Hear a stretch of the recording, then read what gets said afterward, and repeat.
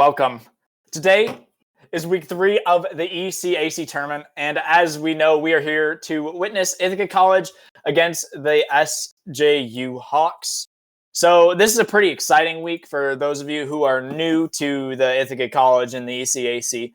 This week, if Ithaca wins, they are guaranteed a spot in playoffs, which is something that, obviously it's something that's a good thing, but something that is very exciting to us, and it means that next week's game might get a little bit more spicy. But today for SJU in the top lane, they're going to have Last Squall in the jungle. They have Wheels. In the mid lane, they have Pajerson. The bot lane, Luis NZ, and the support role of Scout TF2. And for Ithaca, our rosters aren't finalized yet as they're having a few issues with getting some gamers online and awake from their naps. But in the top lane, as of now, we have Eli Ron. In the jungle, we're going to have IC Sandbag. In the mid lane, we have Halachu subbing in for Lazaga. The bot lane, we're going to have CF Card. And in the support role, we are going to have Man Walrus.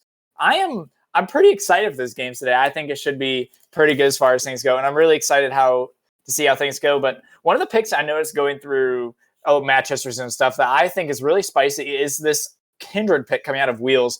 Kindred is just, I feel like it's a really, really strong pick right now. It feels like it can one-shot things, even though it's just a marksman, which for me, I'm like, that's pretty dumb.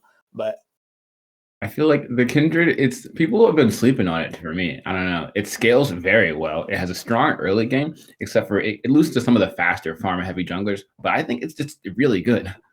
I think so too. And it wasn't on stream, but like we played against it a few weeks ago, and I was getting one shot as Lilia, which is unfortunate, I guess. There's not it's not like that crazy, but like still, Kindred kind of. Yeah, it seems really, really good. And another pick I want to look at before we get started is the Mordekaiser. Last Squall has been playing a lot of Mordekaiser in solo queue, and even has been playing Mordekaiser across the ECAC, something, and that could be a pick we see contested in the top lane tonight. I really like to see Last Squall has a very wide champ pool, but this Mordekaiser, I feel as if I don't actually want to see it tonight though. That's just me. Mordekaiser hasn't been too strong in the meta, in my opinion, but I agree with that. I think that it's not super strong in the meta, but going against what Eli Ron likes to play, like those carry champions, like the Gangplank, the Jax, the Fiora, I really think the Mordekaiser could be helpful. So maybe we'll see some sort of an impact there, but it isn't the greatest champion right now. I can agree with that. The ability to take someone out of the fight completely, though, is very valuable, especially when like a carry is fed. It's just helps the rest of the team. So even when Mordekaiser isn't strong in the meta, he always has a place on the team. So I can understand why they pick it anyway. Very true. The team fight presence is crazy, but I'm wondering if we're going to see any spicy bot lanes. That's like the one other thing I was thinking about, because Luis does have some Seraphine games. So is there a potential for some Seraphine carry games? I sure hope so. See that. I love those kind of comps with the snowbally top side of the jungle followed with the Seraphine. This just can play so safe. But and picking the Seraphine, it flexes across the whole map. Yeah. You just got to think about it. It's like, okay, is it support? Is it mid? Are they going to mess up with me and throw it up top? Like, you never know. Yeah, you really don't until you load onto the Rift. But we are going to take a quick break momentarily as teams are starting to get ready for draft. And when we get back, we'll have your draft for game 1. Stay tuned.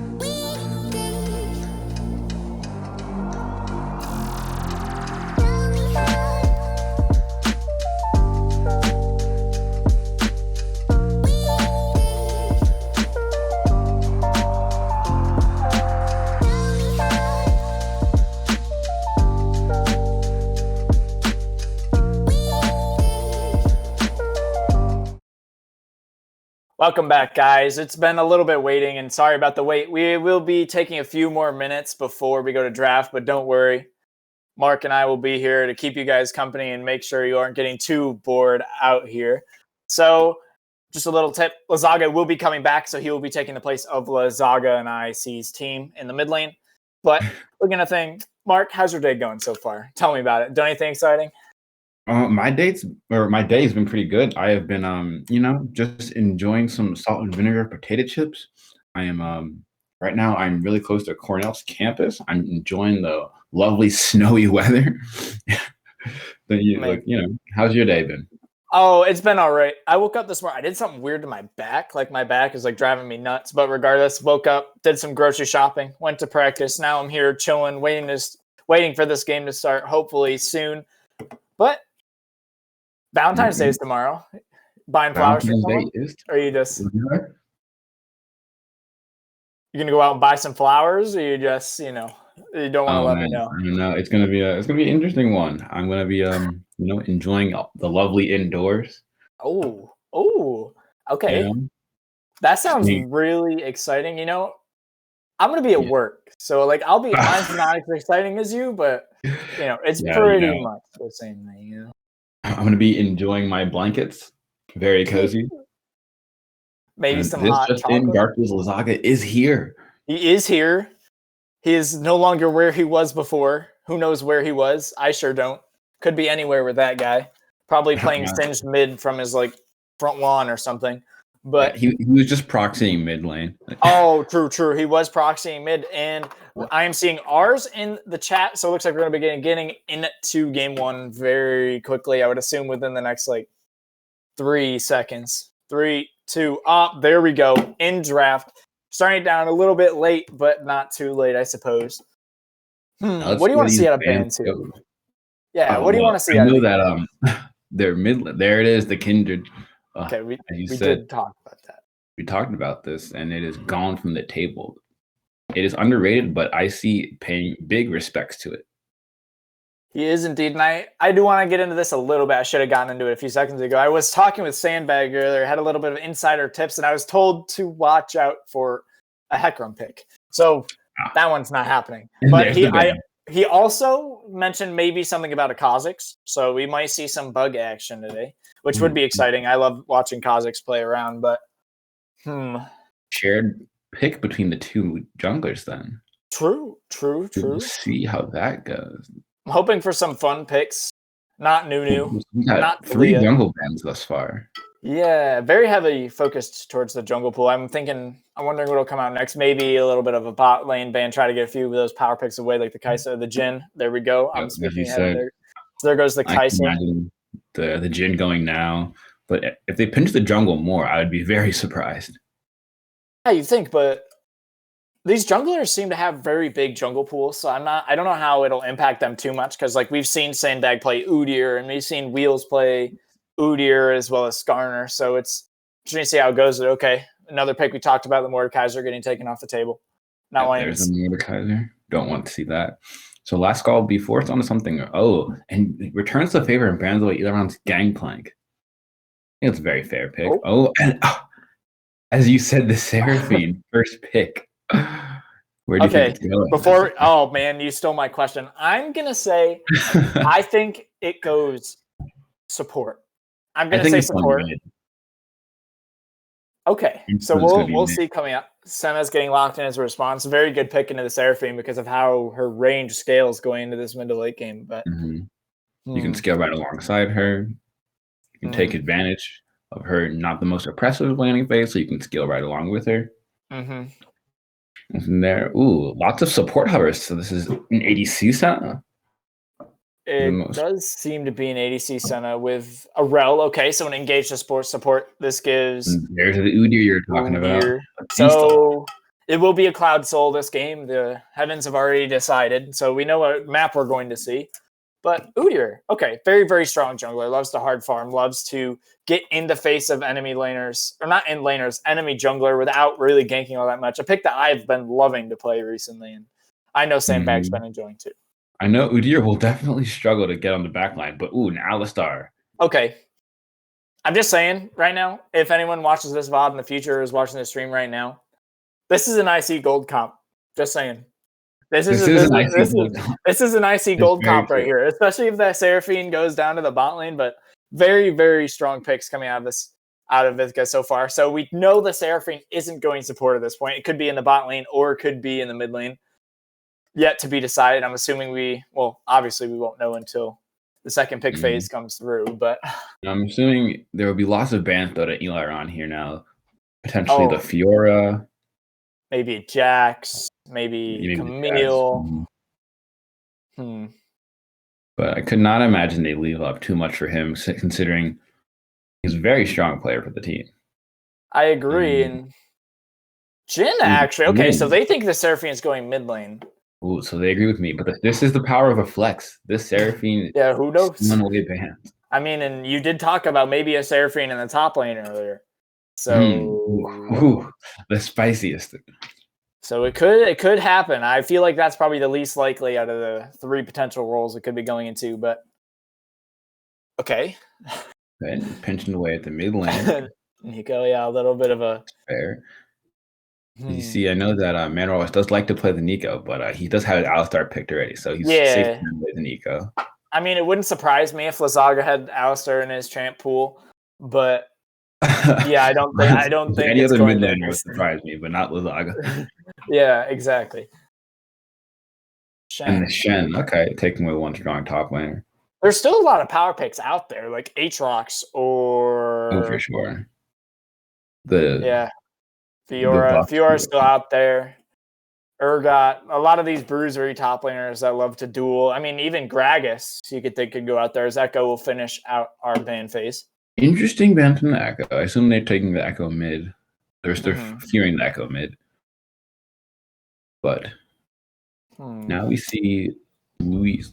I really hope that they have a bit more engage, honestly, because the Rel, I don't like the Rel's engage, to be honest, because she goes in and can't do much to peel herself out. She kind of sits there and hopes. Ooh, Jace. Okay. So the Jace can also be a flex pick. It could go into either the solo lanes. Okay, so this is definitely a prio. Are we having a bug with champ select? It kind of seems like we are, as it is a... Oh, okay, it fixed itself as a Phelios, so it looks like it will be a Seraphine mid. Unfortunate, not truly copying. Don't trust the hovers until it's locked in, though. Okay, true, and it was locked in. A hyper carry, one of the only hyper carries we're actually seeing in this current meta in the Phelios. The Kai'Sa does exist, but banned away. I don't even know if I'd consider Kai'Sa. I mean, I guess you can kind of consider Kai'Sa a hyper carry, but I think of Phelios is a true hyper carry. Oh, yeah, and I mean, with all the peel that he's going to have with the Seraphine, with the Alistar, with the Udyr, and the Cho'Gath, this is looking to be in a Phelios lane kingdom, maybe. Okay, Garen. Oh, Garen instead. Okay. I mean, we've seen Lazaga play Garen mid, but we've seen this Garen used before, guys. Knowing that Lazaga does play Garen mid, Seraphine top is still it's still on the table. It could happen. I mean, I very much likely no, but it could. Okay, with the Gnar getting locked in, I think it'll be the Garen top lane. But I mean, Gnar does very well into Garen. That's true, and we still do have a minute to see if it will be. Seraphine mid, Sedge. Maybe next time we'll get the Seraphine top. What do you think about this? I do not actually like this very much for IC here. Really? The Jace should be able to put lots of pressure on this Seraphine. I agree. The mid lane might not be as well, but I think the scaling on Ithaca is just so insane with the amount of frontline they have, or the Garen can build damage. It's just my one fear is that they might not have enough true engage. Like they have the headbutt pulverize combo with the Alistar, and I guess they have the Seraphine ultimate and maybe an engage with Udyr. But other than that, they don't really have hard engage, whereas SJU do have more of a hard engage with Ro. I mean, she can't peel out, but she can go in, and the Lilia Gnar could give them force of engage too.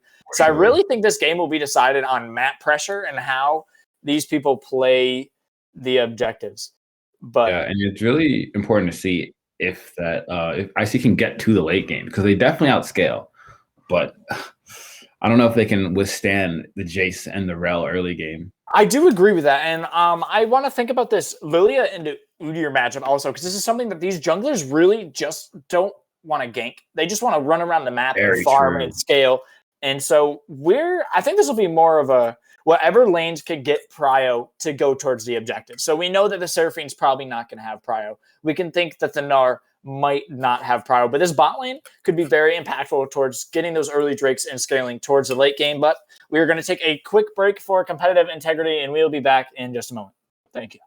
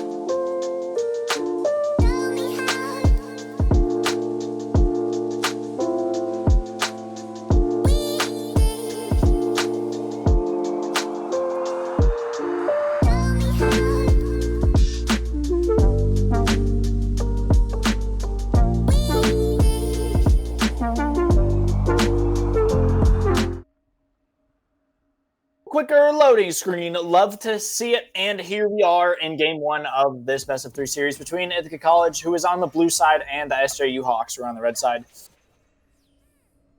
Halo Blade. Here we go. That's not something you always. But I'm not going to say that I disapprove. I think I like the Halo Blade, yes, honestly. This game, getting in those quick trades with the Senna and Rel early game, could be very impactful, and especially being able to get those early procs come out. But it's, I think it'll work. You don't see it right, but yeah, I think it will too. I do. I'm definitely not opposed to it. It's not common because usually you see something like the Halo, you see something like the PTA or the Lethal Tempo, but exactly. I think the Halo Blades looks good. I think it does. Yeah, but other than that, I think we have pretty standards runes all around. Mm-hmm. Yeah, the only thing that could be quote unquote questionable is if you want to talk about the phase rush on the Jace compared to like an Electrocute, but like phase rush isn't exactly uncommon, so it's not. Yeah, it's I like the phase rush just because he has a lot of running away to do from that. Oh yes, from the Udyr, from the Seraphine ult, from the Alley, from the Garen. He doesn't really have to run away from the Aphelios, but everyone else he definitely is going to be wanting to run away from. But I'm kind of nervous about this Jace because like the Jace will be able to do a lot of poke, but on the other hand, I don't know if it'll really be able to take out the high priority targets like the Seraphine and the Aphelios just because they're going to have so much frontline. But it all depends how he plays this laning phase. True. Yeah, true. If he can get prio early, help Lily get objectives, then I think the Jace will be a good pick. But if he can seize prio in this lane, the pick will definitely go down. But early trades coming in throughout the bot lane. Now, the interesting thing I'm noticing is that the Lilia avoided the red buff on the initial clear just so because she knew that Ithaca had vision there, so she's just trying to avoid it. I wonder if she'll continue to move around this red or if she'll go back to it. And also interesting, again, to this Jace, he started a tier, which does help him scale better, but I don't know if he wants to scale in this game. I mean, I think it's okay into the Seraphine because you won't need the early combat stats that either Dorn's Shield or Dorn's Ring will give you. Or Dorn's Blade, rather. Jason can see that. But a little engaged in the bot lane. Head rep pulverized onto the Senna, who is taking around half HP. Just a trade coming out. No Summer's Bone. Good trade, actually, by Ithaca. Oh, yeah. Aftershock keeping him very healthy after getting the damage returned to him. Yeah. Sitting on a ward here. Oh. That was a really heavy trade, actually, in the mid lane. And trades going on all over the map now. That's very interesting. Too spicy has happened just as of yet, but headbutt pulverized onto the Rel. She still has her horse, so she will be able to jump off, which she does. Yeah, just heavy trades coming through. I think it's getting a lot more pressure than I thought they would. I guess I underestimated. Thank you. I couldn't think of the word. Yeah, I also underestimated the Seraphine in that lane. He's doing very, very well. Maybe it is the tier. I don't know. But yeah, that's what I'm thinking. If he started Doran's Blade or maybe even a longsword, he could have tried to trade back with this Seraphine. But he's blown both of his pots while she's blown neither of them. Not liking these things for Jace right now. Neither am I, but it does look like we are going to see an early gank top lane from the Udyr as Nar's rage bar is nowhere near full. Here comes the gank. Nar jumping away, getting stunned up. It doesn't look like they will even have to blow Summers, and they won't. They'll just maybe force a recall out of him. Very unfortunate that Elaron was slowed so heavily by that boomerang. The recent Nar buff increasing the slow on his, making him be able to last in lane so much easier.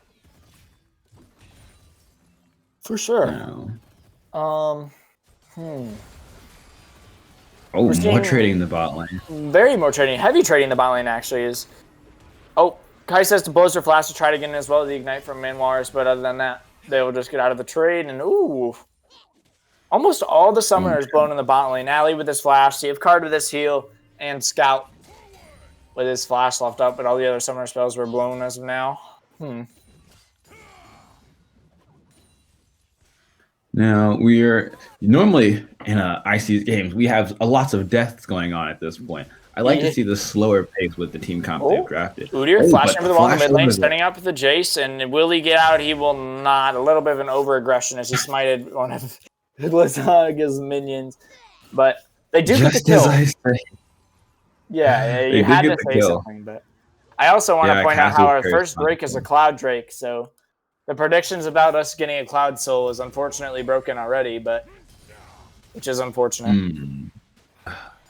We thought it was 100% chance. Like, you misled us, Jared. I'm sorry. My 99% chance into it. I guess, it's okay. The double caster. It's okay. It's just the caster cursing himself, I suppose, but unfortunate. And again, surprisingly, this Gnar is down about 10 CS, and the wave state is frozen near Garen's turret. So this matchup is supposed to be favorable for Gnar, but Elon is playing this very well. He is playing it really well. He's got a level advantage. And a minion advantage too, which is even more important than... Yeah, I see these are advantageous matchups for our SJU on their side, but they're not taking advantage of them well. Like, Seraphine's even with Jace, Garen's above Gnar. The bot lane, we think they have a better early game, but we'll see how this goes. Yeah, you would think so. And I mean, the junglers are just going back to them because we haven't really talked about them really much. They're just doing what junglers do in farm. And Sandbag will have to give up this crab. I don't know if he will give up the crab, but he should give up the crab. He actually doesn't give it up as he's looking for a fight. Zaga is now here. He hits the ultimate onto the Jace, who's taken very, very low and will be taking out Lilia Flash to try to kill him, but she will just use her movement speed. I believe the Eternal is called Mach Fawn 5 for how fast she's moving, and she will just make it out to safety. And again, I just want to highlight the amazing roam from Manwalrus right now. That he is doing really well roaming, especially with those early Moby boots. He just was able to get around the map and help get another kill onto the Seraphine, and the Seraphine's looking kind of big already, which is nervous because it's one of those picks that you would expect not to be huge in the early game. Exactly. I think this Jace is going to have a rough time. Yeah, it's just going to get worse and worse, and he's not going to be able to scale. But Lily's looking for a gank in the top lane. Eli Ron is forced to flow his bash relatively early. Lilia does not have the option for a sleep. She won't even use it as Lizaga falls, or as Eli Ron falls. Very unfortunate. You get a good flash to dodge the watch out Eep, but it was not enough. As Blue side will start up this Drake with, I don't think this will be contested. Nah, it shouldn't be contested. None of the lanes have prio. They know their jungler is top, or SJU knows their jungler is top lane, and there isn't much they can do about it. Oh, Manwalrus. Oh, this is very bold. Into the bus, going in, onto the rail, bonks her away, but she will just be able to jump over the wall. So nothing too huge coming at it.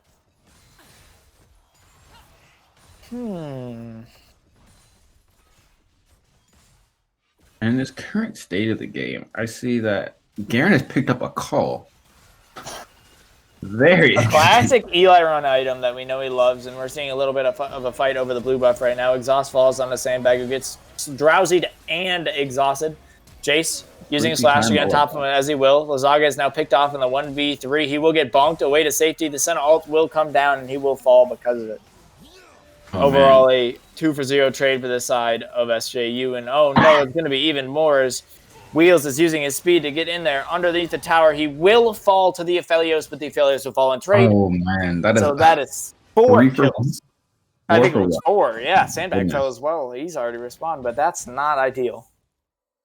So this is what we expected. We expected the early game to go the way of SJU, but that was a lot more of what we were hoping for. Let's hope they can keep it up, though. I agree. It was Ithaca getting picked off in SJU's blue side jungle. Not necessarily where you want to be, but a little bit of an overextension, which resulted in them almost all of them falling. The only sad thing here is, unfortunately, there's no objective up for them.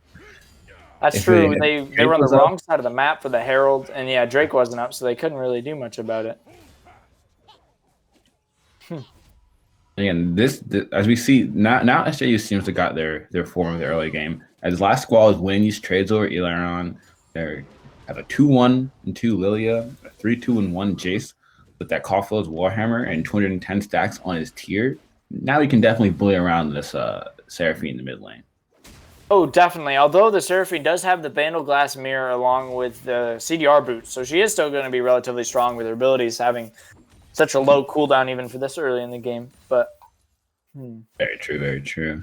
okay, I've never seen this Aphelios skin before. I like it. Oh yeah, so far, a little lunar beast. Yeah, I know it's a new one, and Manwalrus also is using a new Alistair skin that I'm not sure I've seen him use either. With the, what is it, Glacial? Probably something very icy. I think Black Frost, Freljord. Freljord? It's an icy boy. That's all I know. An icy boy for the icy team. Ah, I see what you did there. That was pretty good. I approve of that one. Ithaca's getting a lot of plates here. You can notice they were behind quite a few kills, but their gold lead isn't that far behind just because of all the plates they're getting. I mean, if you could see the gold charts really quick, I think this Aphelios has a lot of gold up on the... Oh, okay. Only like 200 gold, but that's still... At this point, it's a decent amount. Most of their gold lead, or most of SJU's gold lead is on to the jungler and the mid laner, which is to be expected, but... Very expected here. I am surprised that there is a gold lead for the Garen in this top lane, despite being down a kill. Yeah, it's because of that CS lead. I mean, he's up 20 CS at 11 minutes, which, I mean, is equatable to almost a kill. Or I guess it must be, even with a kill, saying he's up in gold. But he hasn't gotten any plates either, so I would assume that's what it was. Yeah, it's surprising. Now we see Jace doing trading as he should. Making sure he has Pride and Seraphine. Which is what we talked about earlier, what was going to happen, and we didn't necessarily see in the early levels, but as we start to get to... Now we see that there are wards littering blue sides, or the bot side for SJU. So this is free time for IC Sandbag to go over and start that Rift Herald. It is, especially since they see Wheels down there. And so... important objective even, as he looks like he might be going to use this in the top lane to try to get a few more plates, maybe? Or maybe he's just looking for some camps that he's not going to find. Oh, no, he's looking for the Herald. There goes the Herald. Oh, yeah, they're looking. This is very risky, though. The Mega Gnar bar is building. Yeah, I don't know if they can necessarily look for a dive. They can get the gold, but I'm not sure they can get much else. But SJU is countering that with a play that looks to be in the bot lane. Both the Jace and the Lily are roaming down due to see if Cardamon is not having vision. Garfield's Lazaga does look like he is starting to come as he realizes Jace is missing, but doesn't look like much can come of it as right now because they think they don't have time. But they will take this Ocean Drake, which means we will have either an Infernal or a Mountain Soul, which is kind of sad because it's not a Cloud Soul, but... I saw Lazaga trying to steal that. I did. I said, oh no, in my head, but I didn't say it out loud. And yeah, the power cord is very close. And Mountain Soul. I think Mountain Soul is really interesting for these two teams because there aren't really many of those over-the-wall dashes that you would expect to be really good in this map. I mean, there is the Gnar and there is the Rel who can jump over walls, but other than that, there's not really too much that could become of the map change, although these Drakes will become, the stacking Drakes will become very, very, very, very good. Oh, for sure. I'd like to say that for SJU, they definitely want to avoid giving any Drakes because of the meatballiness of having Udyr, Garen, and Alistar. Yeah, I agree. Having those plus the extra armor and magic resistance would be tough to deal with. Well, as Sandbag is here, but Wheels is also matching, clearing his Gromp camp currently. Oh, yep. Here they are, Bot. Comes the gank. Stun and Gnar. Canceling the jump. Liz here to join the fray. He will try to flash away, but it does not matter if he dies. Oh, man. That was... He died so quickly. He did. The true damage from the Garen's ultimate, like, did 300 damage at least, but... Yeah, I was surprised. You would think that Wheels would be able to match. Oh, here comes the TP. Sandbag getting slept. 2 sleeps coming in. Seraphine is coming up as fast as she can, but Jace is followed up with the TP. Oh. Stunned up underneath the tower, rooted down. He actually doesn't get rooted his own. No, Lazaga missed his ultimate because of the flash. That was a very good flash. You were right from the Jace. Oh, wow. That could have spelled disaster for Pearson here. But luckily, he's holding on to his flash. is holding onto his flash, and a very good flash to hold on to. So now we're seeing a little engage from Rel into the bot lane. She flash alt CF card, who's taken to half HP, although Man Walrus is onto the Senna, who is taken even much lower and eventually killed. CF card, stunned, 1 HP. Will he get out? Yes, he will, and that is 1 kill over to Ithaca's bot lane. And see, that's one issue of this Rel Senna bot lane. As Rel and Senna, they do have great CC between the two of them. They just didn't have the damage. It felt like he didn't even factor the Rel. He just said, all right, you want to engage? I'm just going to shoot your ADC. I know, but the crazy part about that is that the Senna had her Kraken Slayer ready. Like, she already had her first item, whereas the Aphelios didn't. I mean, he will back and will be getting his shield bow, I presume. It could be a Gale Force. I don't really know. But yeah, that is just so much. I was surprised. Yeah. That was a lot of damage that came out from the Aphelios, even though he's fine. I mean, I guess it's just 200 years of game developer experience. Yeah, there, but 200 years, 200 stacks, hopefully, for this setup. Probably not. But, now even engage. Into the bot lane. Man Walrus being able to stun up the Lilia is taken very, very low. Will flash out and get healed up by the Senator to survive. This is now a 4v2. Not looking really good for Sandbag and Man Walrus. Gart Lazaga is around. Man Walrus has to blow his flash to get out. He does not dodge the shockwave. It's called a shockwave, right? I think it's called a shockwave. Shock belt. Shock blast. Shock blast. There we go. Shockwave is Oriana ultimate. I knew it was shock something. But one thing that I'd like to see from I see here is that there's or a theme I've been seeing through this game is that SJU has been getting out macroed by IC, but the micro plays here have definitely been in favor of them.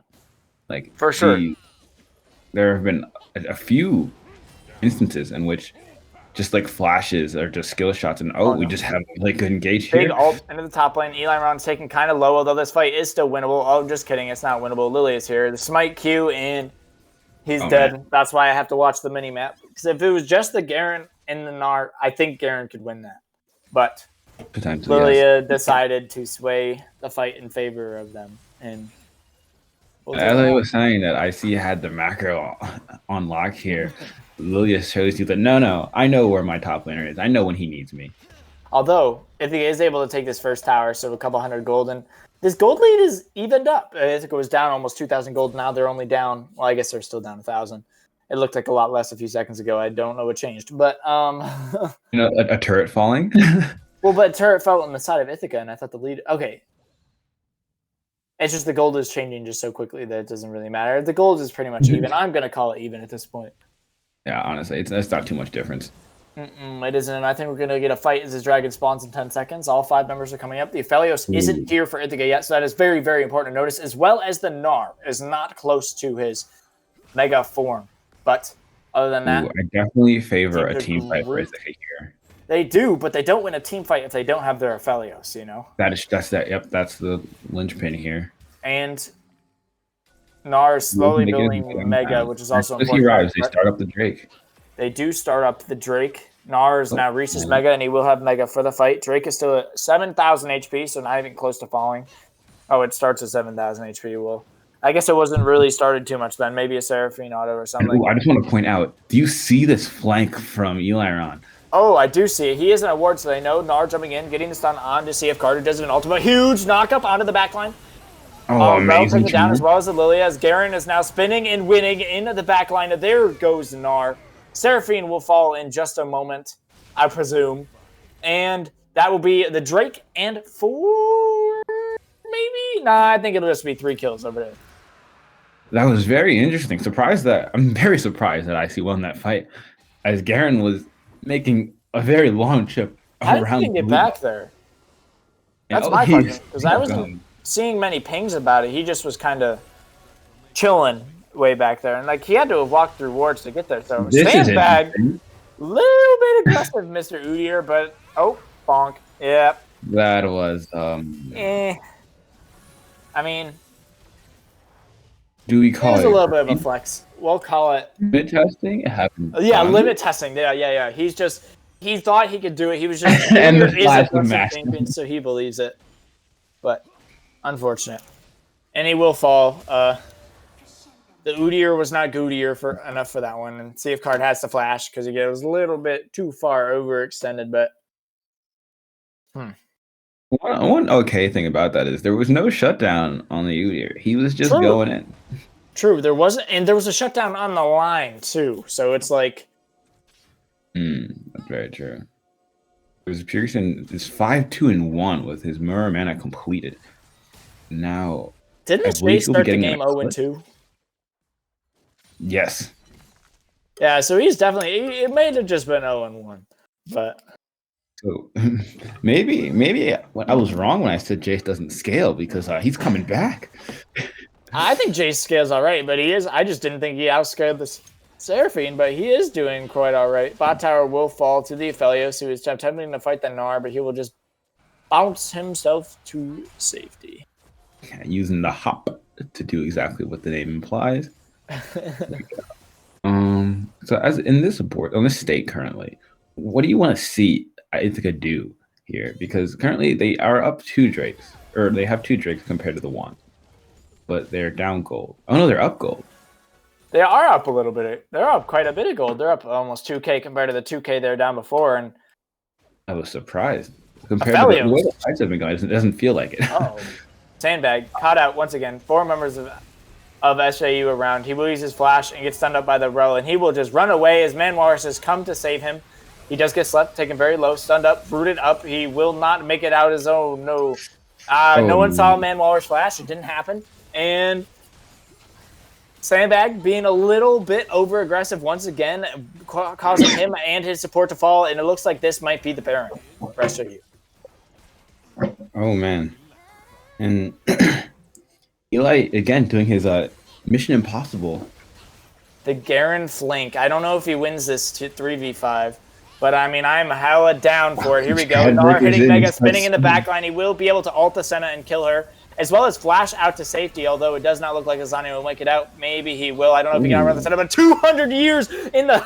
Oh, well, guess that didn't last very long. I thought the Aphelios was going to one-shot him. I guess not. Garen is able to get a second kill, use his Stride Breaker to run away as quickly as possible. He does not. Will he? He will not get the kill, but he stops the Baron, which is important. 3 kills will go down to SAU, but they don't get the Baron, and Ithaca's able to get 2 kills in a trade, including one of which was a shutdown under the Jace. Now this is what we're used to seeing, these bloodier games. Yeah, Clown Fiestas. Love to see him. And I want to think about this last fight. Do you call that worth from Ithaca? I mean, actually, yes, very much so. They do outscale. 200 years is getting his items, as he does. And we hope that stopping this Baron will give them the time they need to scale. Mm-hmm. The hard part is that Senna will be soon scaling alongside this Aphelios. I agree, but we might want to see a little bit better positioning out of the Aphelios. I guess we can cut him some slack that time, just because he didn't really have his cow or his Udyr or his Garen near him to peel, so he kind of just got one shot. But he was dealing damage before he got one shot. That's for sure. Oh, for sure. The things. Do you favor having the Aphelios scaling or the Senna scaling? I don't know. I'll answer that in the question, though, in a second, though. A CF card gets sunned up and taken out. Ooh. Okay, I guess now I can answer it. It's tough. It's really tough. I think I'm going to say Senna, though, because in a game last week, I played against a Senna who did a Senna jungle, by the way. I don't suggest playing Senna jungle, but this guy did, who did 150,000 damage in a game. Like, that's nuts. I've never seen it out of anyone else, but it looks like Ithaca might be trading this dragon for the Baron. They don't have their Aphelios to do it, but they are starting it up. Risky. This is very risky. Mountain Drake spawning right now. They're noticing that all the members of SJU are backing out, and they're just back out. So, I mean, they got him off the dragon, I suppose. It won't keep them off it for very long, but they don't have any waves to push into towers, so they'll just get the Mountain Drake off of it, and that's all. Oh. Chem Tank from the alley under the Jace will land the Pulverize, forcing the Jace to flash out. Drake is 3,000 HP. Ithaca could actually fight this now that Jace doesn't have his flash. Udyr in the backline getting the smite in. He will take the dragon away. Take the dragon away. Lilia in the backline. Big sleep if she chooses to do it, and she does. 4 members of Ithaca are now asleep as one falls. There goes Sandbag. There goes Man Walrus and Lazaga. And, well, they get the Drake, but they lose 3 members, and I think now they lose the Baron. Yeah, for sure. This is hard. This is not what you want. They got the Drake, but at what cost?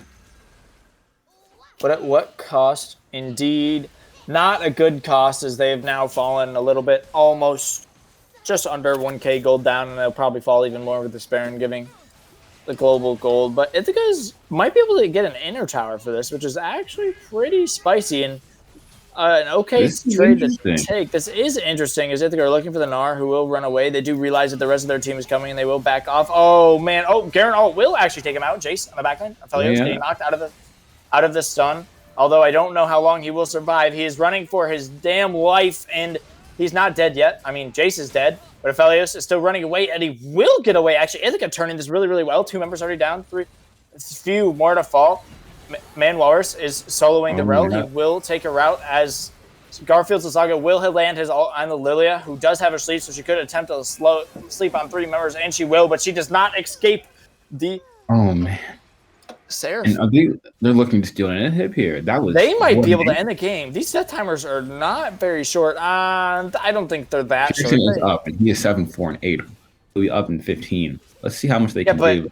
A Jace won't be able to one-shot it, and they do have the Aphelios and the Garen. If the Garen commits the TP, we know they're going for the end, and he does. So Ithaca looking for the end here. Nexus tower number 1 to fall. Oh, they're Gnar is looking for his Mega. The second tower is now just below half health. If there it goes, onto the Nexus they go. Nexus down to half HP. There goes Udyr. Udyr will fall. Aphelios automate the tower. Garen automate the tower, and there it is. Game 1. Ithaca calls. What a game. Whew. That was a spicy ending for sure. Ithaca seeing their opportunity after the Baron and taking advantage of it. The 200 years, and I guess we can see from that, Aphelios has failed, but we'll be right back for game 2.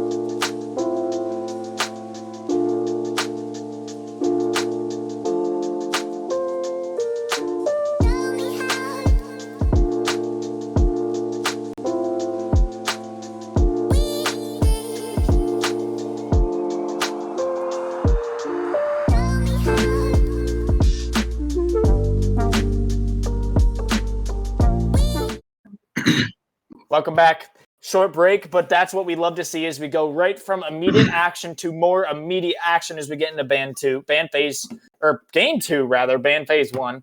But Hecarim, Kindred, going to take off the table. Similar bans. Honestly, I wouldn't be upset with a redraft completely. If everyone would pick the same teams, I would be completely happy with watching that again. It was a very, very good game, and I hope the next one is just as good.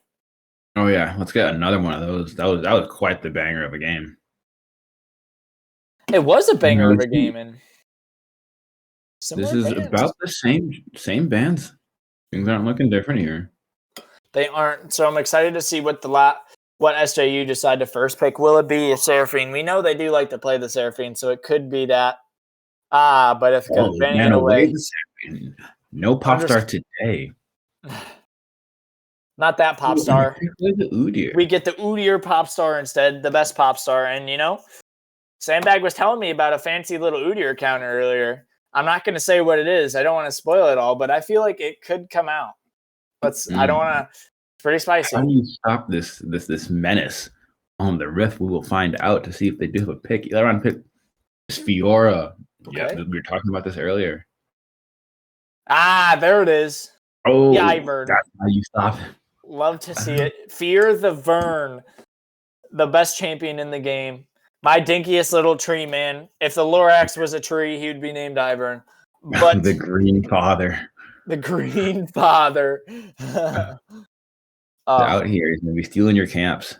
All right, now we see the Mordekaiser that was banned away get picked this time into the Fiora. To be expected. Fiora's not going to have a great matchup into the Mordekaiser. I mean, she outscales, but... I don't know. This is definitely a skill matchup for sure. Is it? I feel like the Mordekaiser would just win early, and then Fiora would eventually outscale. But maybe I don't know. Yeah, I guess I don't. I'm not a top laner. I'm a jungler. So and use her dashes. it can be rough, but it's definitely going to see who can outplay the other. I think this is Now, another Morel is Aphelios back. game. I think it's another Aphelios game. You're going to need some shred other than the... They definitely need some shred here. Especially because it looks like SJU's building a very strong team fighting comp. I think... Oh, yeah. I don't know. Yeah. Do we know, does CF card play any Vayne? Do we know Vayne can be spicy, although it's not a super common pick right now? I'd love to. Oh, okay. Here's another spicy pick. Okay, so I don't think this is going mid lane, but we were memeing around in a flex game before, and Sandbag was specifically talking about Taric mid. I mean, he did say he was going to play with Master E, which was one of his spicy picks into Udyr, which I'm sad that he didn't pick, but whatever, I suppose. No, what I want to see is this Ivern support. Taric mid, Master Yi. What about Ivern mid? Come on, you can't forget about the classic Sandbag or the Lazaga Ivern mid, because that is also a possibility. So essentially, Ithaca has picked two flex picks. Both banned. True. Aphelios is 7. I feel like that's pretty strong. I mean, there aren't very many bot lane carries at this point, or like bot lane hyper carries. I mean, the Jhin is probably the strongest pick in the bot lane as of right now, but we do know that CF card likes his Tristana, which wouldn't be a bad pick also. But I'm thinking we might just see a...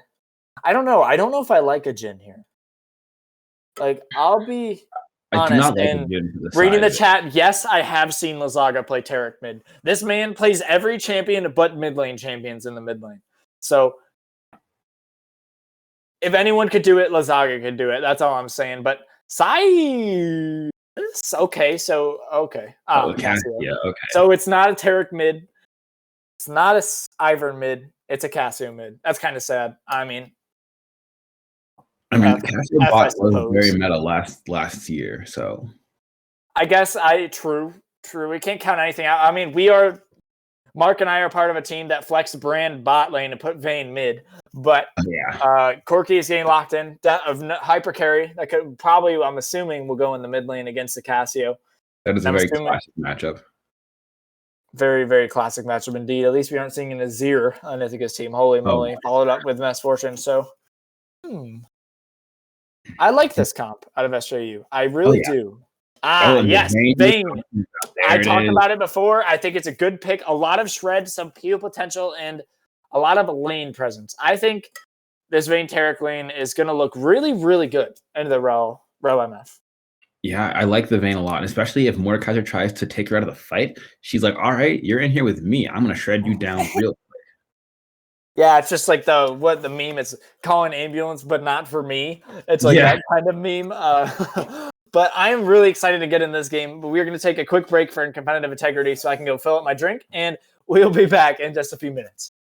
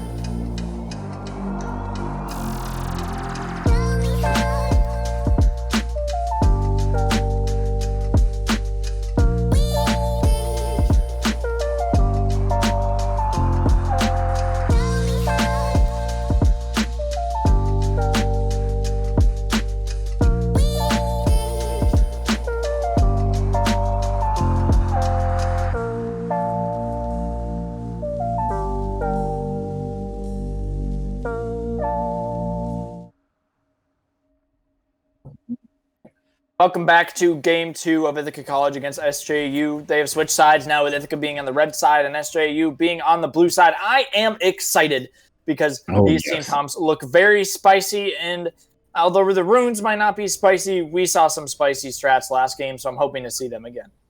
Oh! Okay. Oh, here we go. This level 1. This Mordekaiser may be in trouble. He might be indeed. I don't know how I feel about the level 1 from Ithaca, though. They do have the Terex done and the Iron Root, so this is better, actually.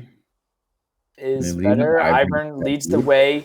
Flash throws the root, lands at Tarek. Root now coming down and will not land as Mordekaiser is forced to blow his flash. And he's taken low. I don't think they will be able to kill him, and they won't, as they just blow the summoner spell and get out. I don't know if I like that, though. That's equal summoner spells blown on each side. It is indeed, but I feel like the flash on the Mordekaiser is more important than the flash on the Ivern. At least at this point in the game, because Ivern repeat gank. We could. I mean, I think that's a strong place to see a repeat gank. If you can get the Fiora ahead 3-6 and get her to snowball, that could be very impactful for Ithaca. Oh, but we do see something spicy here. The St. Joe's Hawks are at the blue buff, waiting for Mr. Byrne. I feel like... Oh, they got a ward, and there he goes. But Sandbag does not have his flash to get out, and he will not get out. He will be first blooded, but he does get the blue buff. So worth. That was a very smart play. That was a really smart play, knowing that Ithaca wasn't there. And I haven't seen a primary clear like that before. And Ithaca is saying a ward, so we could see another exchange here. And I think we are. Fight going in. Dazzle misses onto the Udyr, who is forced to flash after CF card to flash to begin with. He does use the exhaust on the Udyr, but it does not matter as the second kill has fallen towards SJU. And that's not so great. Going for blowing a flash to dying, that's not necessarily something you want to see. And these kills are on some scary memories. MF getting a kill and Udyr getting a kill. Ooh. Oh no, Manwar stepping up a little bit too far. Misses the dazzle. Doesn't get stunned up though, and he will just be able to walk away. Alright, that Vital is procced, but this trading... Ooh, good riposte. Gets the stun, gets the Vital. See, this is what I'm talking about. It's a skill matchup.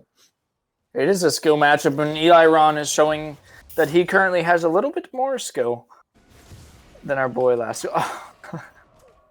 Sandbag did not just do that. He just walked in and yoinked the blue buff right out from under Wheels' nose and just gets away with it.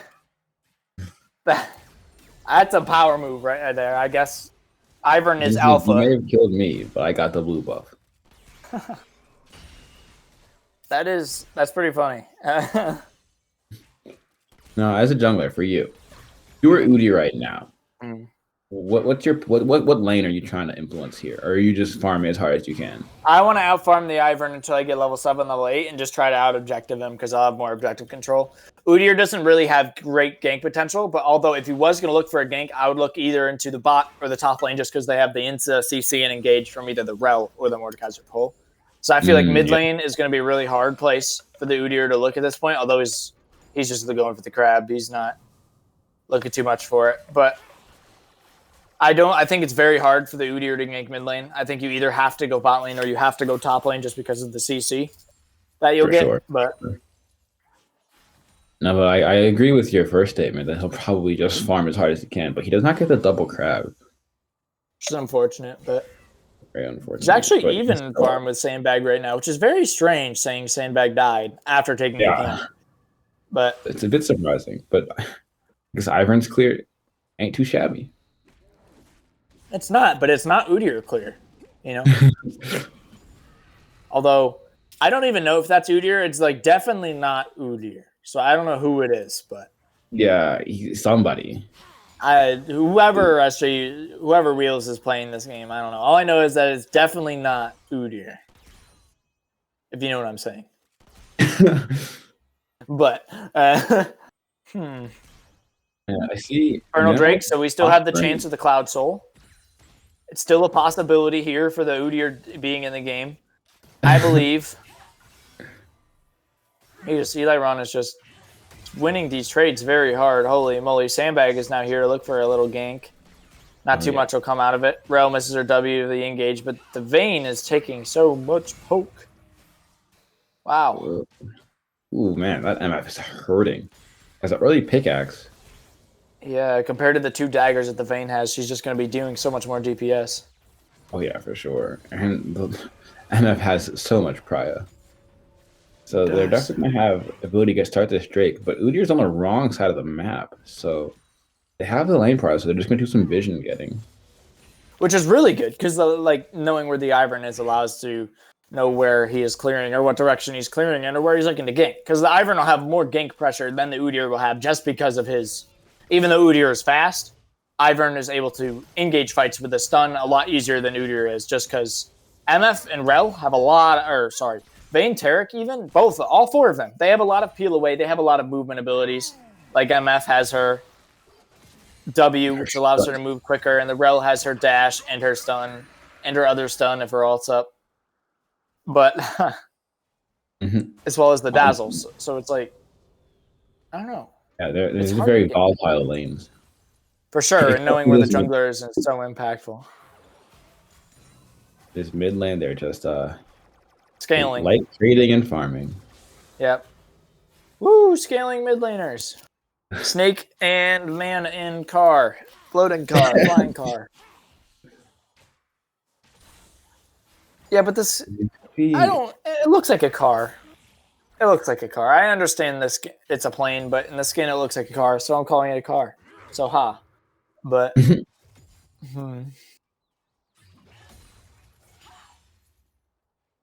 yeah, I'm allowed to fight with myself.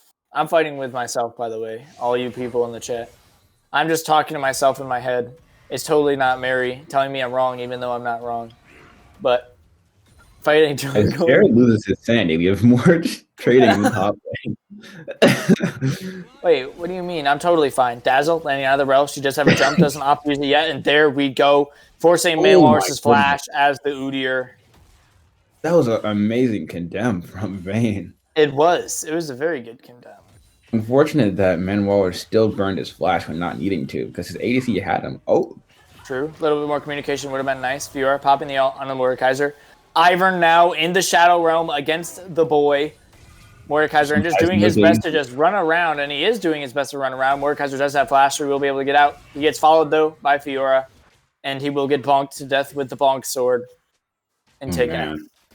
So, as he said, Elaron is showing he has skill in this matchup.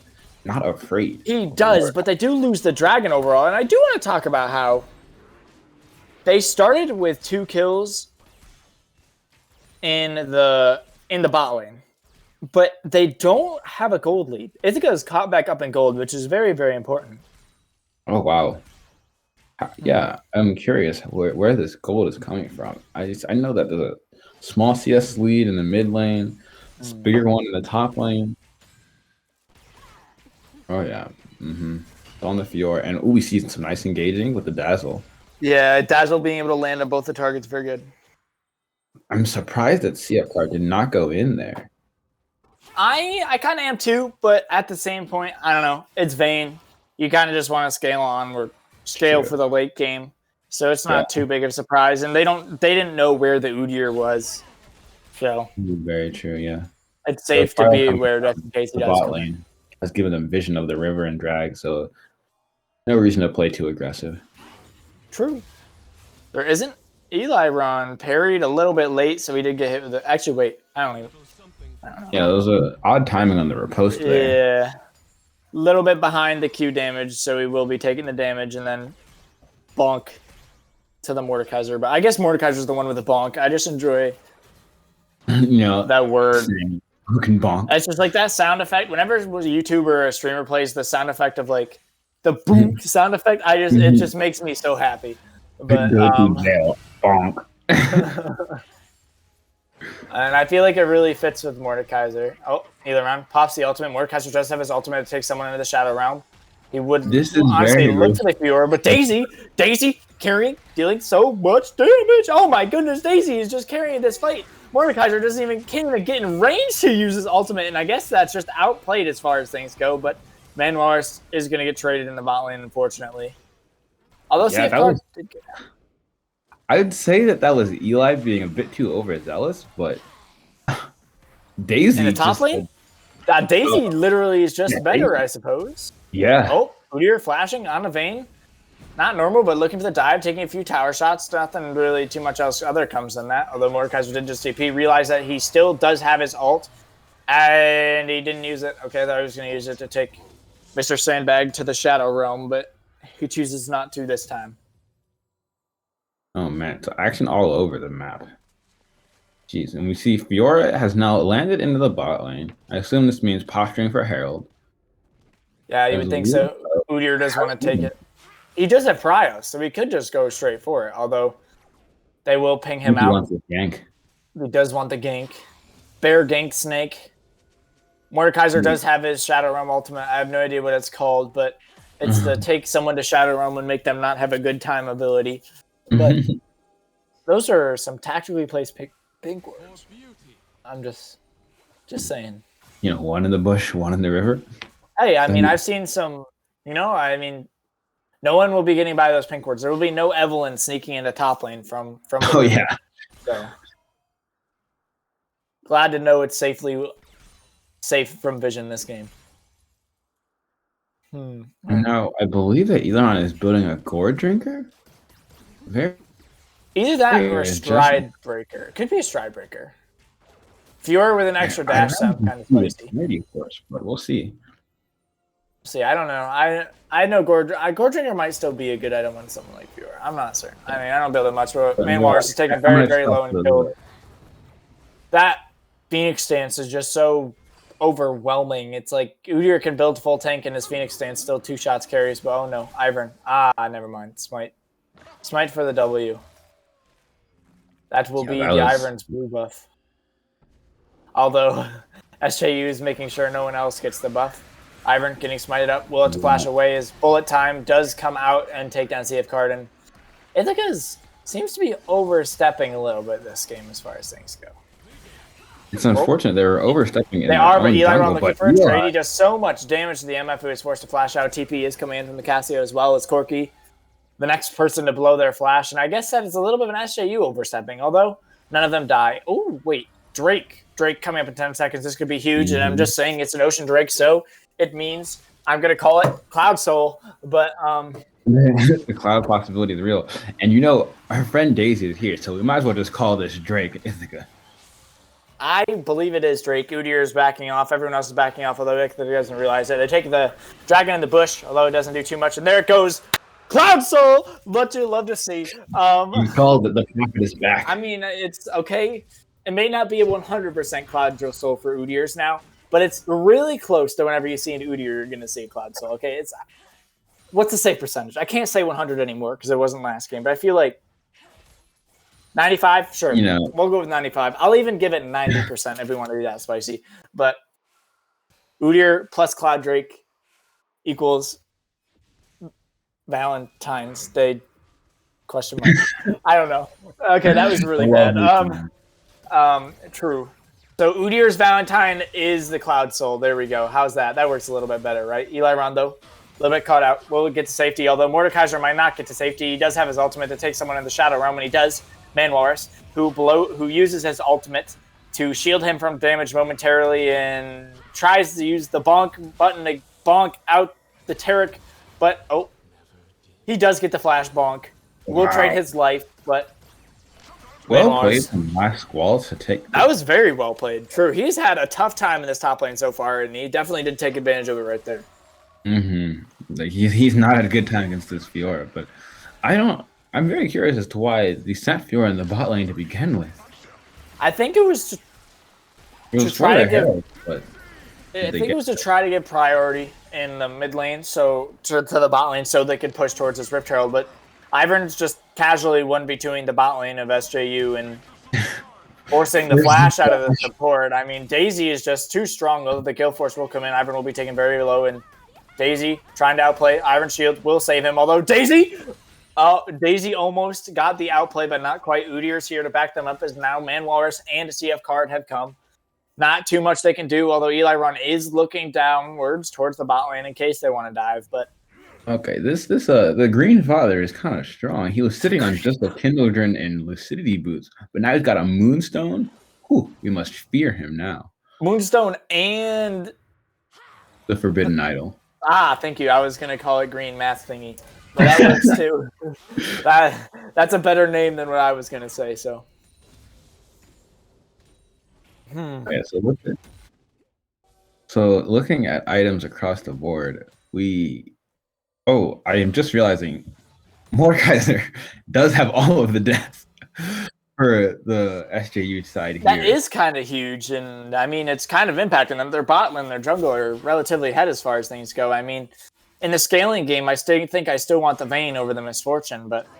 Oh, for sure. Especially considering the comps, the amount of tanky members, because I assume that last squad won't be going full AP, and he'll be very tanky, considering how behind. You would assume so, but he did start the Riftmaker, and he does have a Dark Seal, so you can never be too certain, you know? Ooh, yes, the 1 in 3 Dark Seal, my favorite. Hey, you just wait. He'll have that stacked at 10, and he'll be buying his book and collecting pages soon enough. I believe in him. But I hope he does prove me wrong. I'd feel very happy then. But as for now, we still do have this Cassio into Mordekaiser. She decides to back at this moment, though. I don't think that's bad. I think at this point, the Mordekaiser is not going to have fun with whatever lane he's in. Oh yeah, for sure. And Fiora can take good trades with the Corki, so although he does miss the riposte, doesn't really matter too much as he's just going straight for the dive. Manwars is there, and holy moly. Yeah, as you said, the Fiora has fun everywhere. Yeah, the Fiora has fun everywhere and is now getting ran down by the Udyr, who is just way too goodier and is able to push her down. He will follow up with a flash, I would assume, and he doesn't actually. He just lets the Fiora go, which is quite interesting. Now we see the problem. Udyr can't cross walls. Well, but Udyr has flash.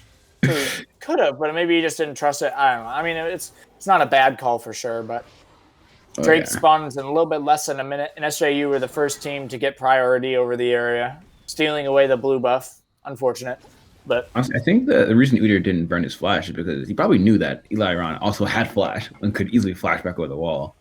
Oh, making his life look very sad. I mean, the only thing I can think of when you say that is the whole Peanut and who was the other jungler? The LCK, where the Nidalee was just jumping back and over the walls. The Udyr was trying to chase him down, which is unfortunate, I suppose. Corki, Lazaga doesn't have TP yet. That is something to mention. I don't know what his cooldown on his TP is right at the moment, but yeah, almost, yet not quite. And this dragon is spawning in 5 seconds. For the fight that we'll be pursuing here. I'm thinking he will too. Eli Rondo is going in. The Dazzle lands onto the Holy moly, this Fiora damage is kind of nutty. See, the ult from Minwars will come down as he is in the Shadow Realm currently with his not-so-friend Mordekaiser, but Mordekaiser now in the member of 4 members, now in the middle of 4 members, blah, blah, blah, will be taken out in Lazaga, I guess. Oh, big turn. And he will be able to kill him. He will even blow the flash from the Corki and will take him out. That's kind of huge. Uh-oh. Well, I don't think you get out of this one, Lazaga. Unfortunately. But, oh my goodness, the Conqueror almost did it. Okay. Well, the Conqueror was almost able to give the Cassio a little bit. The auto attacks of Udyr, but yeah, I mean, but Cloud Drake, I mean, worth. Hey, so overall, Ithaca will pick up 2 kills for only 2 kills and the Drake with only losing their Cassio. So I'd say that's pretty good. They slowly lowering this gold lead now, just 1K behind. So yeah, Ithaca had a very rough start to this game, but they salvaged this game. It's very even now. They really did. I'm happy to see that they brought it back. It's definitely good to see. We're understanding why last game SJU did ban this Fiora, because Fiora may slowly or even quickly take over this game. Yeah, it's starting to seem a little bit on the quicker side at this point because she is just melting every target. She's melting Rel. She's melting Mordekaiser. We haven't seen her on Udyr yet, but I would assume she melts him as well. Oh, yeah. She dove in real last fight with the assistance of Tarek coming in much later, but still was able to just run in and say, "You can't kill me. I have a gore drinker." Aha! I don't know. I'm thinking about that ambulance meme again where you get low HP and it's just You use the gourd drinker, then you're just full HP. But Oh yeah. I think of Jesus. I don't know if any of you guys watch LEC, but even it was LCS Broken Blade on Aatrox, just healing his whole health bar with one gourd drinker on 4 people. But that's some crazy stuff. And for those of you who are not in the chat, there is a poll in the chat right now if you guys do want to look at it, asking who limit tests the most out of IC Blue's team. But back to the actual game, Eli Ron is just kind of doo-dooing on Mordekaiser. There's not really too much he can do. Although he does make it out alive with his health bar for now. He will repost that and will have to flash. And oh my goodness, Mordekaiser is playing this so well, and he actually kills Fiora, which is huge. Oh, man. And now CF Guard is caught out in the row. Bullet time coming through onto just Manwalrus, who is still alive because of Daisy, but will eventually fall. So that's not really the trade that Ithaca wanted there, as they might lose the Dragon. But it's kind of looking like the entire team's limit testing here. We're kind of... I know. Can we get a vote for all 5 members at this point? It's just like Garfield, Lazaga, limit testing, but after the Dragon fight, and now Lazaga might be looking for a potential Baron steal. Oh wait, Sandbag, moment of truth. Can the Ivern do it? I believe. He's got the flash ready. The tree legend. He can do it. He does have the flash, so he can queue himself in. Oh, Lazaga. Lazaga's popping off. The Baron is just below 1,000 HP. Ivern flashing in, getting the smite. He does not secure the objective, but it does look like everyone on the side of SJU will die. Udyr will run away, and that very interesting. It's very unfortunate that the Ivern will. It's very unfortunate for Ithaca that Ivern wasn't able to steal, but killing 4 of the 5 members, that's pretty good. That's almost all of their Baron buff just gone straight up. All they their were side limit testing, but the limit does not exist. They just keep on going. Oh my goodness. I mean, there is no limit to greatness. So, that was very big. Lazaga doing that very well. I wish we could see that fight again because I want to know how Lazaga got that first kill. But yeah, I mean, the range on the Cassia was just apparently overlooked by SJU here. They thought they could slowly take the Baron, but instead their lives were very quickly taken by Lazaga. I mean, I guess they did get the Baron out of it because of the smiting skills from Wheels, but wow, that was not pretty spicy. Yeah, seeing very interesting. Wheels is 4-0-3. Easily the strongest member on the side of SJU. I don't know. Maybe the strongest member as far as frontline, but you got to think about that. Luis is going to be doing so much damage on this MF. 3-1-3, about to finish her second item, which looks like to be a collector, but going in, Manwalrus spamming his ult, taken very, very low. He will eventually fall, I am assuming. He is still alive at the moment. Yep. Goodbye. Yeah, Manwalrus falls, picked off by the speed of the Udyr. Again, so the Udyr may not be the strongest, but definitely the most useful. As you see, he was able to get stunned and just say, I don't care, I'm still running it. I am going to be fast, and I'm going to be furious, and you are going to be dead. But very smart of them to donate that kill to Pierkson, though, as the Corki does need some time to scale. And, oh man. I thought Eli was going to stay there for the fight. I thought he was too. Fiora is also very strong, but I don't know about 1v4 strong, but... Third Cloud Drake the game, or second Cloud Drake of the game. Third Drake for Ithaca, if they do get it, will be spawning in 20 seconds. And they are the first ones to the fight. Fiora does not have TP, so I'm assuming she will work her way down. But oh man, I feel a little odd here about the vision of SJU. They have the entire top side river littered with wards, while the bot side is MF rooted up. Dazzle coming in, will be able to take it down. That's one priority target down. Is now. She is condemned up against the wall, she being the route rather, and that is the 2-0 trade for Ithaca, and I believe to beat the Drake. Corki will use his package to get to safety. And,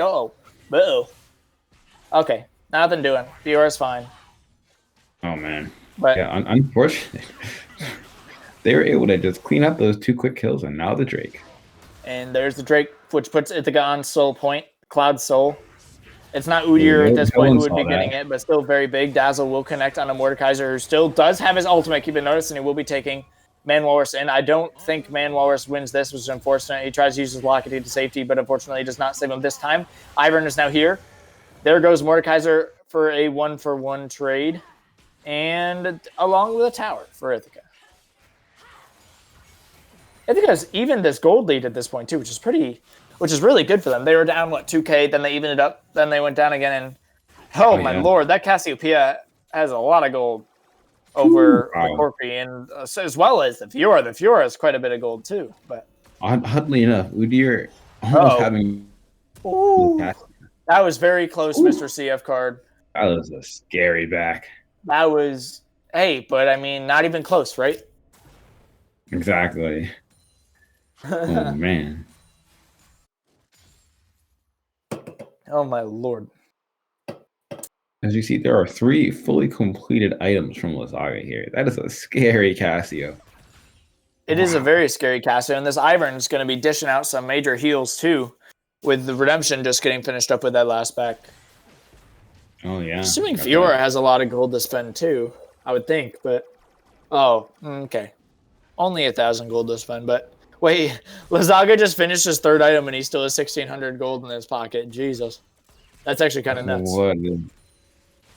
Oh, I mean, I guess this is what happens when this guy plays an actual mid laner, you know? Normally he just plays all the meme picks just so he gives other laners a chance, and then he just picks Cassio to win, I suppose. But more games. It's real now. it is real. And we see that the Corki is how do you feel about Sunder on Corki on this this match? I don't know what else he would build on Not Corki. I'll be honest. I don't think Corki's like a Kraken Slayer champion, is he? Or a Gale Force? I know previously he was a Trinity Force champion, which that would feel better to me than Sunder. There's no tank for him to really but it would give him a little bit more damage to do. MF, Sunned Up, forced to flash. The Dazzle will connect, and she will get knocked up by the Daisy and eventually killed by the rest of the team. Although SJU come to respond. 2 ults will land out of both Man Walrus and Sandbag. Sandbag will be the first one to fall, followed by Man Walrus. Oh man. But Fiora, Udyr's too fast, not able to take him out. But SJU is able to get 2 trade kills after just losing their ADC, which is very, very good. Oh man, very interesting. Very, very close. Eli, as his support jungler, were caught out, and he decided, not gonna go help you guys. Just gonna go chase this Udyr. I mean, I think if Eli went to help him out, though, he would have just died as well. So almost taking out the Udyr, I mean, he forced him to blow his flash. I'd say that's pretty worth as far as things go. Very true, very true. This game is on a nice point. Just like the first game, it's like at any point, I feel like this game is just going to explode, and one team fight could honestly decide this game. For sure. The scaling is relatively even. There's not much you can really say for advantages from one side or the other. IC does have 3 Drakes, but they're only Cloud Drakes, so I don't know how great that is. I mean, the ultimate CDR will be helpful for people like the Cassio and the Tarek, whose ultimates are on generally a longer cooldown. But, I mean, for the Iron, whose Daisy's pretty much up all the time. Same with Fiora's ultimate. But, the Soul is spawning in a minute, though, and the Soul, even if it is a Cloud Soul, is still kind of huge. And, oh my god, he is so fast. This guy's running at you. He is zooming. Yeah, that is a fast turtle. Look at him go. Okay. Don't know who he is, by the way. I still have not identified this champion. It's probably new to the game. I don't know. But we may need 400 years for this guy. Oh, man. But as the Drake is spawning in 30. Good on Sandbag, clearing up some vision. Good back timing for Lazaga. Just completed a his 4th item there. Yeah, that's huge. That's a huge back, actually. Being able to finish that 4th item before the fight starts. Udyr and Eli Ron just doing a little bit of a trade.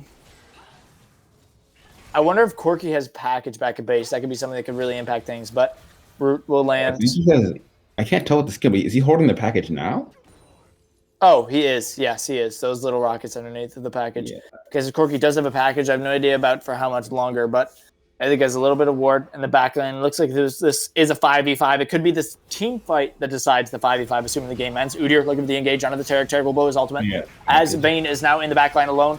Dazzle will come down. Vayne doing so much damage to the Corki, but now is getting chased down by the Udyr. She steps a little bit too far forward, but Eli Ron here to save the day in the back line. CF card, Jesus Christ, can you lose HP? I guess not.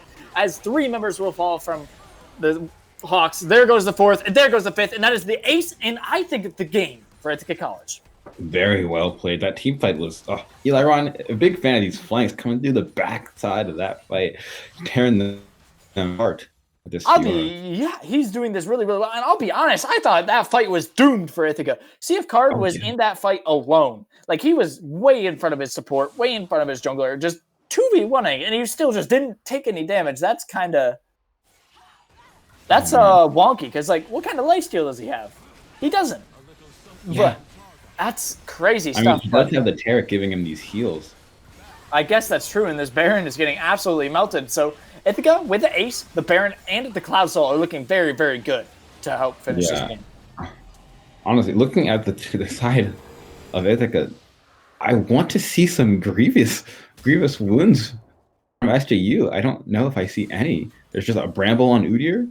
And the MF has an Executioners, but I want to talk about, that's not even the item I want to talk about. I want to talk about the Serpent's Fang. See, the Serpent's Fang, the item on Misfortune, the green sword sticking out of the ground thingy, this is an item that you rarely see. Like, rarely, like never see. Yeah, so what I really know what it is. Yeah, do you want to talk about it, or you want me to talk about it?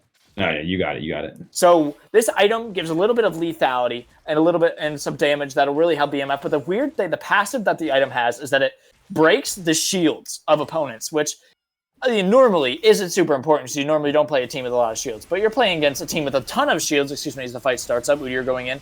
He is taking around a half HP. MF will shield to come in.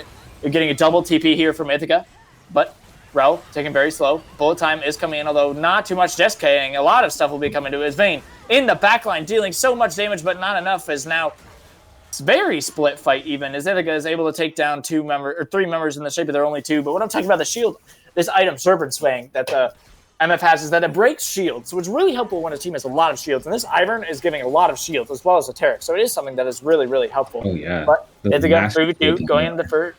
Yeah, this inhibitor tower, though, is something that is very important to break. I don't know if Ithaca really has the siege with CF Card being down to really take these towers, but they can just sit with Baron on that cannon minion. Yeah, they could. And I mean, Eli Ron's going to be doing splitting. Cassiopeia underneath the tower doing a little bit of holy moly limit testing. We'll be able to do it. And I can just say, I'm forcing my way in. That snake is dealing. Yeah. He may have a Serpent's Fang, but he is the Serpent's Fang, tearing him apart. Oh my goodness. Very true. He is doing a lot of damage. I mean, there isn't much MR out on the side of... Like, there's very little... There's, like, no MR even on the side of... 2 Negatron cloaks. And that's it. And Merc Dragons. But Fiora picking up maybe a little bit more so she can chew. Just kidding, as she gets her whole health bar back because of her passive from her ultimate. And I think this is it. I think this is the game. This is the series. I mean, Mordekaiser does have a flank TP, I suppose, but I don't really know what much else that's going to do. As the first Nexus tower is now getting sieged, taken below half health. There goes tower number 1. Mordekaiser looking for the fight. He will take someone into the poor man Mora. He's been in the Shadow Realm all game. Fiora is looking for a 1v3. Udyr's doing a lot, but big Cassie wall. Oh my goodness, she pretty much just one-shot the Corki. Jesus. But there it goes. 4 members down for SJU. There goes the 5th. As well as the 2nd Nexus tower. And here goes the Nexus. Game, set, and match. Oh, man. Lazaga played this game so well. 13-1-6. Good lord. This game seemed really, really close for a really long time, and I'm wondering where that's going, but holy moly, he did so well on the Cassiopeia, as well as the Fiora, dealing out so much damage. And once again, that is the series for Ithaca College, and because they have won the series, they have guaranteed their spot in the ECAC playoffs. Now, next week, we'll decide, or not next week, 2 weeks from now, we'll decide whether they get either the number 1 or the number 2 seed. But GG's, Ithaca. We'll be right back in just a moment with an interview with our favorite top laner, Eli Ron.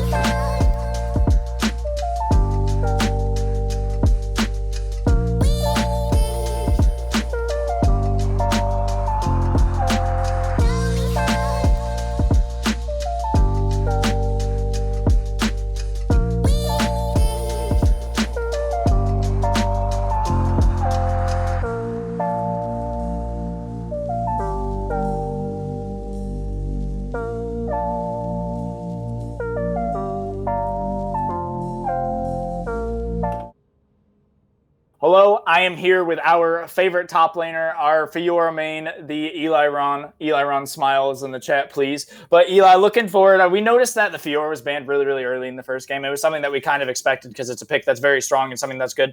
But so what was your reasoning with picking it up early? Did you assume that the Mordekaiser was going to come through, or did you just feel like it was just too big of a pick to let up? No, it's more the first one. We had to change up our bans a little bit in the second game since we were second pick.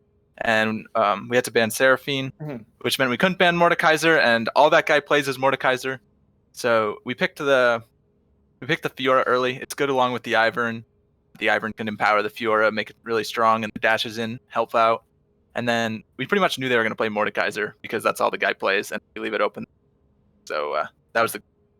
Yeah, that's something that we talked about early, that he did play a lot of Mordekaiser, and it was something we might see as the night went on. And it did look really strong with the Ivern. You guys were able to, really take him down early, and then poor Manwalrus just got ulted for the rest of the game. But that does happen. And so now that we have this week over, you have a bye next week, or not a bye, but one of the other teams dropped out. And then going on 2 weeks from now, you have the game that will decide whether you get first seed or second seed. So looking onto the game against the Golden Knights, what do you think will be the lane to watch, or what do you think will be the most important factor going into this series? I don't know. We watched a couple of the Golden Knights, and they play really well together. So it's more about if we can kind of like play well as a team. They kind of pivot. They sort of pivot as a team, and we just need to be able to make those moves as a team and kind of match their moves. And if we don't, we're going to get outnumbered, out-rotated, and probably lose. So I guess it's more of a team focus next. Okay. And I think that's something that, we can do together. Obviously today there was a little bit of limit testing as we saw. Like in the first game, we Mr. Sandbag liked to run it down, as they say. But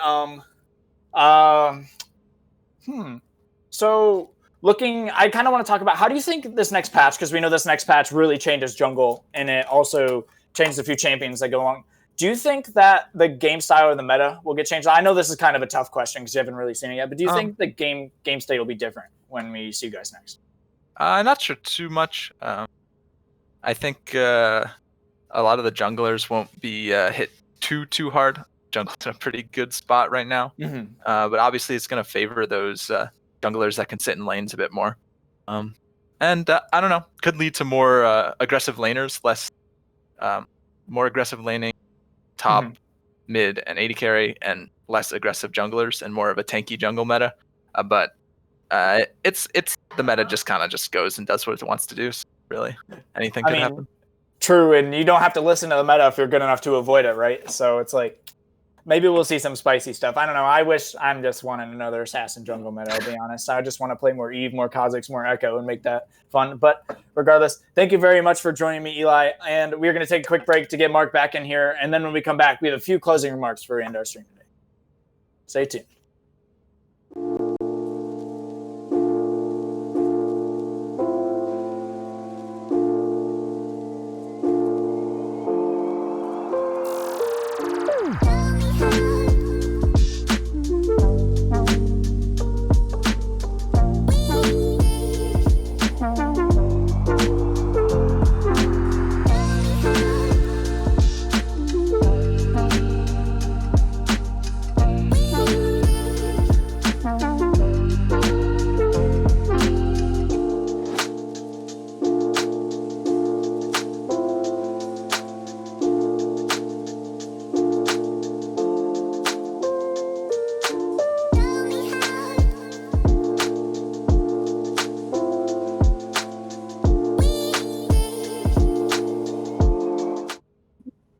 To start off, our end of ceremonious, that word didn't work, but you know what I mean.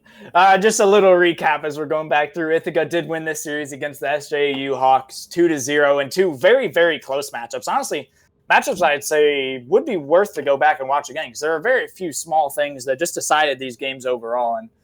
And that's what makes it exciting, you know?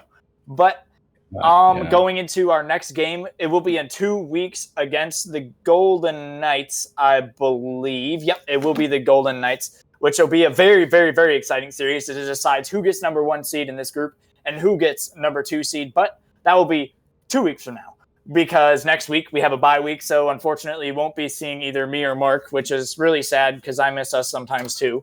But overall, thanks for listening. This has been Jared, Cameron Anderson, and Mark Runes33 Gregory. I was going to point directions, but I don't know which side of me he's on at the moment. So I think it's that way, but I'm not entirely certain there.